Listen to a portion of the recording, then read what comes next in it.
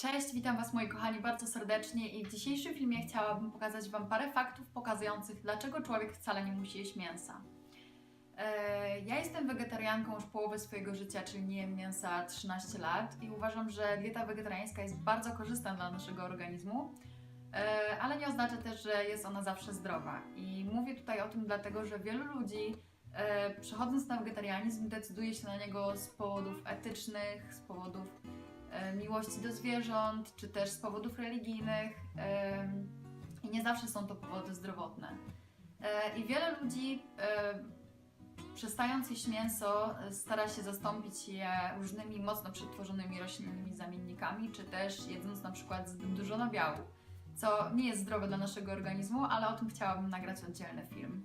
W dzisiejszym filmie chciałabym pokazać Wam w bardzo prosty i nieskomplikowany sposób, dlaczego człowiekowi bliżej jest do roślinożercy niż do mięsożercy. Zapraszam do oglądania.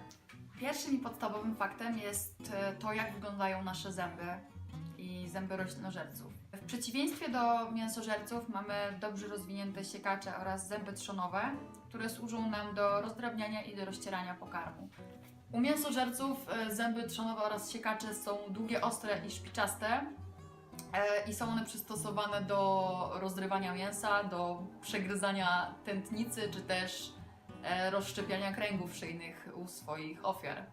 Mięsożercy nie mają zdolności do rozcierania pokarmu zębami, ponieważ nie mają możliwości poruszania szczęką na boki, tak jak roślinożercy czy ludzie.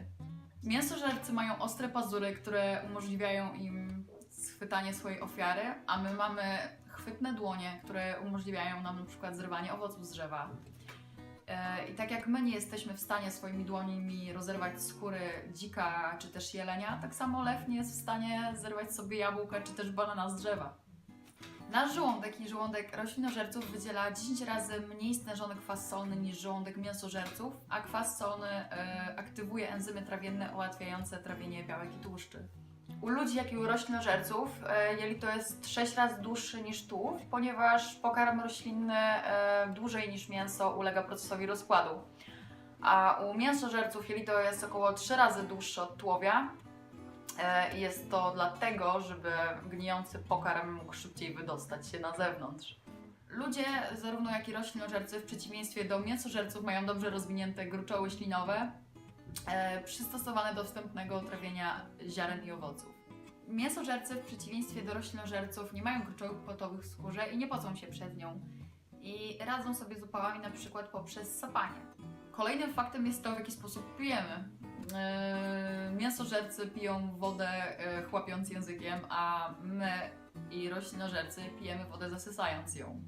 Zapewne większość z Was widziała, jak pije kot czy też pies, ale nie każdy miał okazję zobaczyć, jak pije krowa czy też na przykład koza, tak? Więc jeżeli będziecie mieli okazję to zobaczyć, możecie zwrócić na to uwagę. Zwierzęta w przeciwieństwie do nas w swoich wyborach żywieniowych kierują się głównie instynktem, natomiast my kierujemy się głównie smakiem. Ludzie wcale nie mają instynktu mięsożercy, ponieważ widząc żywe zwierzę nie widzimy w nim pożywienia, a jesteśmy nawet w stanie się z nim zaprzyjaźnić. I fajne jest to, że dzięki zwierzętom możemy tak wiele dowiedzieć się o sobie.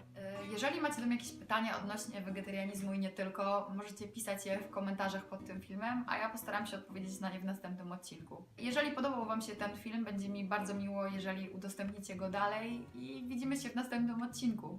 Cześć!